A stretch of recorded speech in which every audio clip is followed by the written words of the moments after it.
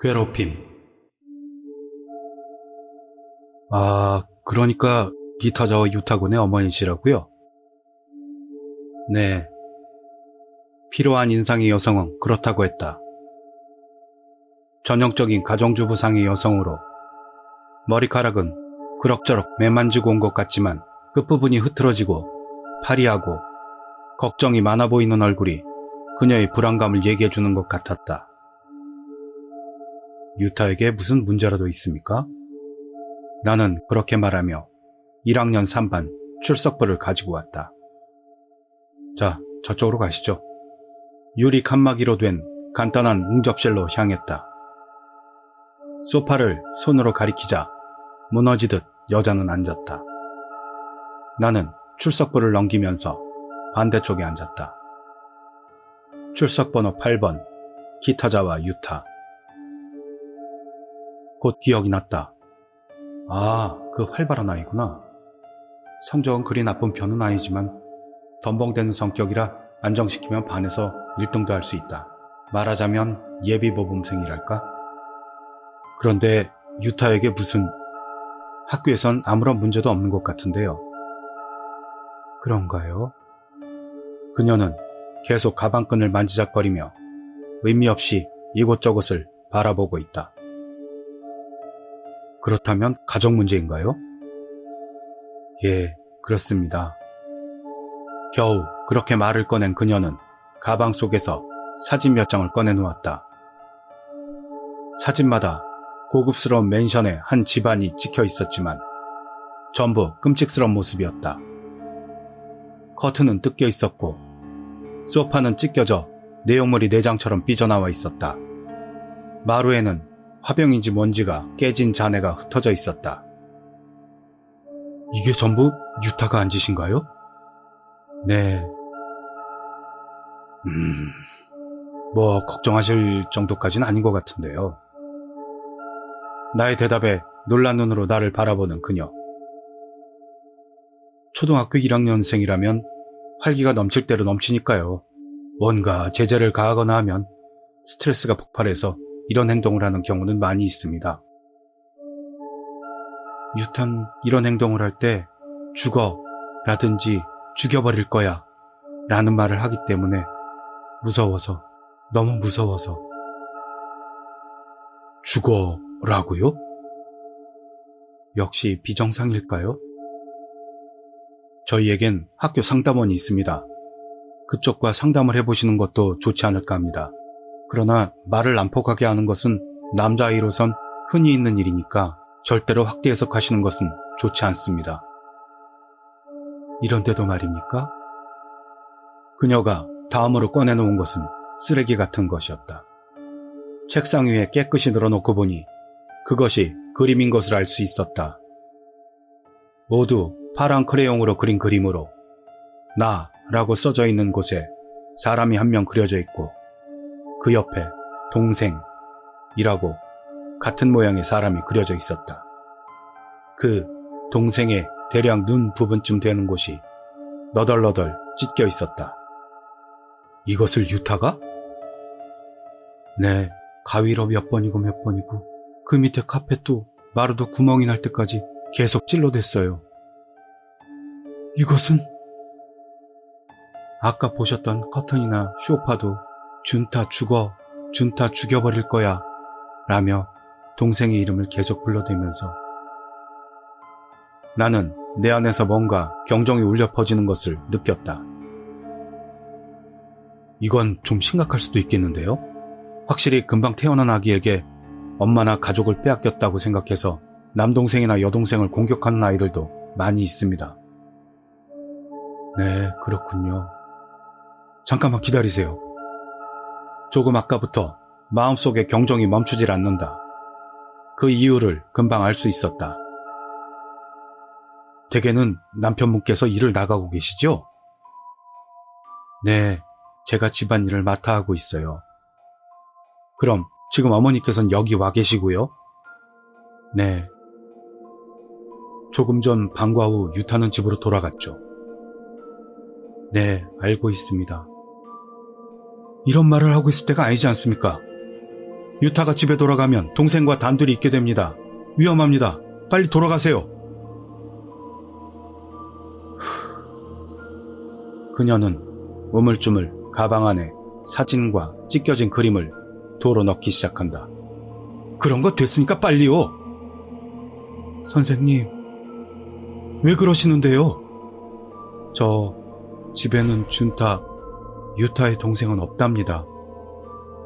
예? 나를 바라보는 그녀의 눈빛이 흐려져가는 것을 나는 알았다. 어찌된 일입니까?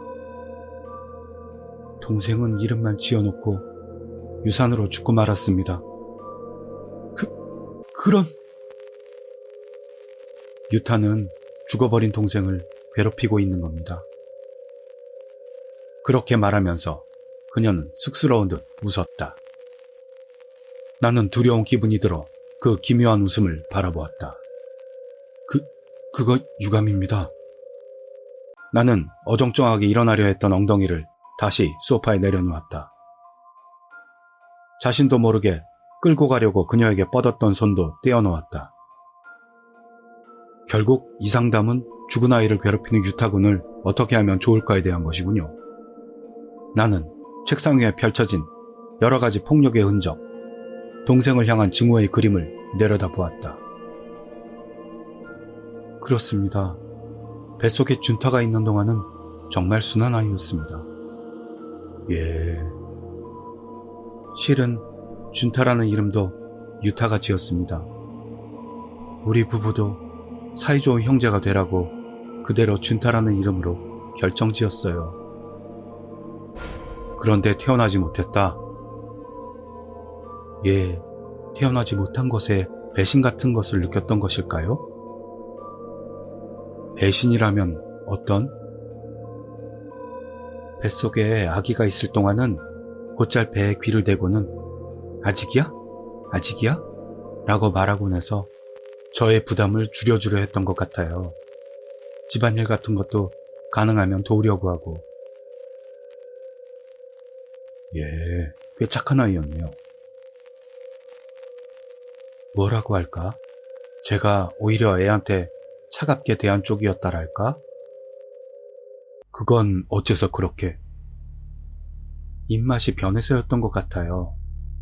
임신 중에는 지금까지 좋아했던 것도 싫어지거나 밥 짓는 냄새조차도 역겨워지거나 하잖아요. 네, 알고 있습니다. 유타는 곧잘 임산부용 가공식품을 만들어주거나 영양 드링크를 따서 주거나 했는데 왠지 화장실 세척제 맛이 나서 말이에요.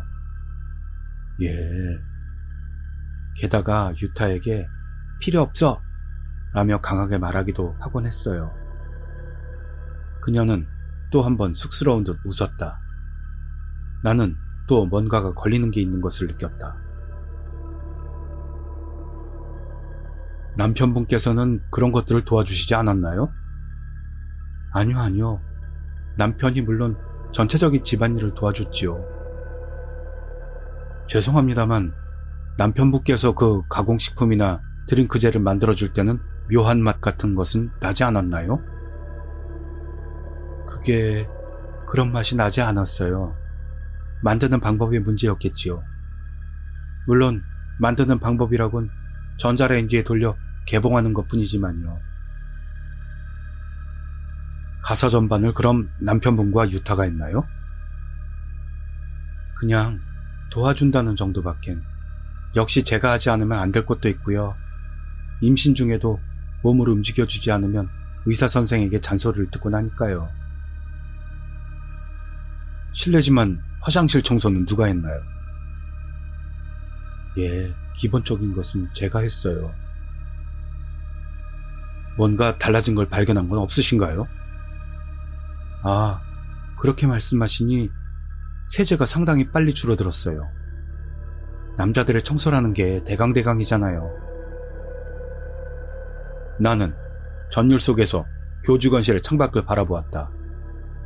가방을 등에 맨 채 교정을 거니는 기타자와 유타의 모습이 보였다. 나는 나도 모르게 교직원실로부터 뛰어나가고 있었다. 숨을 헐떡거리며 두 건물을 잇는 복도까지 뛰어간 나는 교정 구석구석까지 들여다보며 키타자와 유타를 찾았다. 있었다. 교정 저쪽, 교문 바로 앞에서 누군가와 이야기를 하고 있다. 본 적도 없는 화려한 양복을 입은 여자로 커다란 선글라스를 쓰고 있다. 두 사람은 뭔가 가까운 모습으로 얼굴을 가까이 하고 이야기하고 있었다. 나는 지금까지 이야기의 원흉이 그곳에 있는 것 같은 기분이 들어 직원 슬리퍼를 신은 채로 교정으로 뛰어나갔다. 유타! 기타자와 유타! 이름을 부르면서 달렸다. 그러나 유타는 들리지 않는 듯이 그대로 모르는 여성과 함께 손을 잡고 교문을 나가려 하고 있었다. 기다려! 유타! 숨이 가빠서 잘 소리칠 수 없었다. 그러는 동안 유타와 여자는 함께 차에 올라타려 하고 있었다. 이미 불러서 세울 수 있는 상태가 아니었다. 나는 유타를 부르는 것을 그만두고 마지막 수십 미터를 헐떡거리며 달렸다.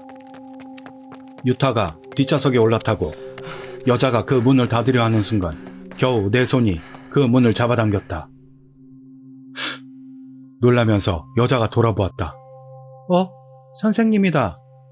라며 유타가 차 안에서 소리를 냈다. 유타! 내려!